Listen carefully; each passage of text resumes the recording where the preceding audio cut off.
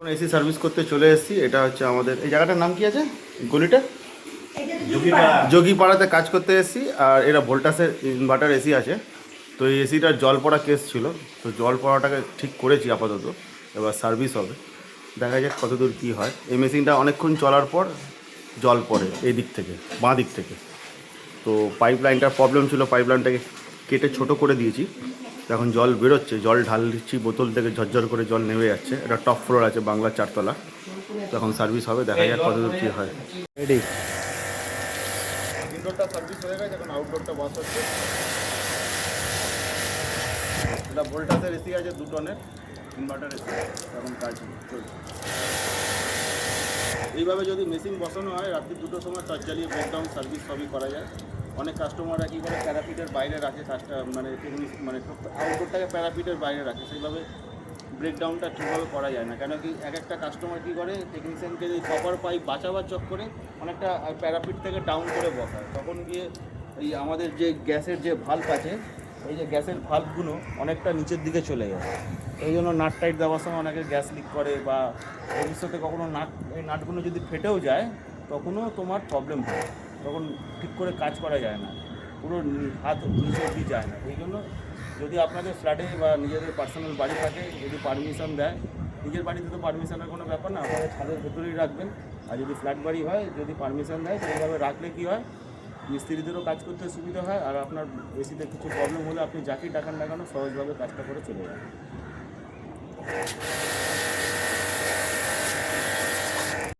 Ready, ভোল্টাসের এসিটা service হয়ে গেছে।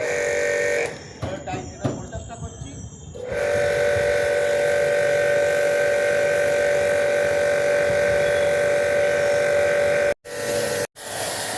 দুটো ভোল্টাসের এসি হয়ে গেছে, একটা ভোল্টাসের ইনভার্টার, একটা নন ইনভার্টার। আর হচ্ছে এটা আমাদের old is gold Hitachi inverter AC. এই এসিটা সার্ভিস হচ্ছে।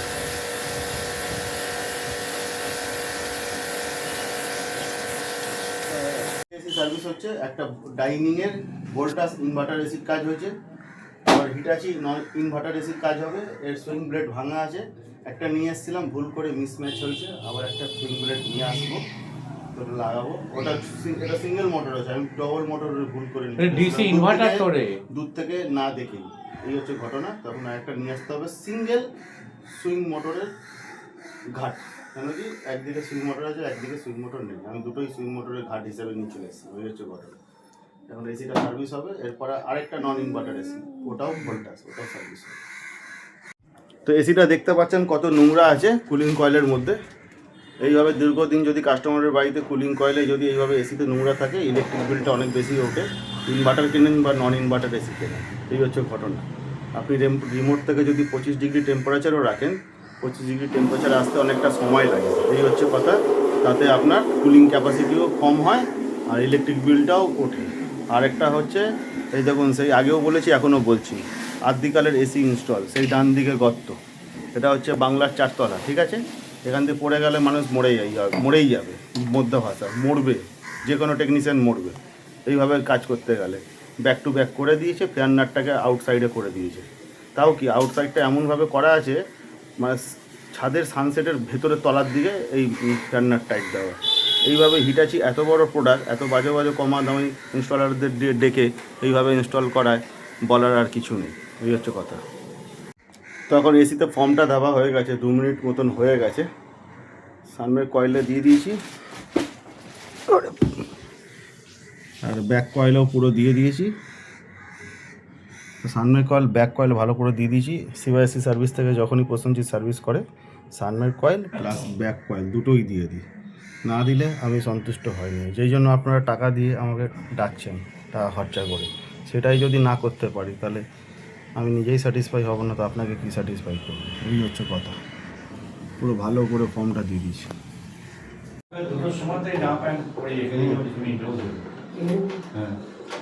এখন খুলে দাও। একটা ভোল্টাস ইনভার্টার হয়েছে, একটা হিটাচি ইনভার্টার হয়েছে, এটা নন ইনভার্টার এসি। নন ইনভার্টার এসি সবসময়ের ক্ষেত্রেই ভালো।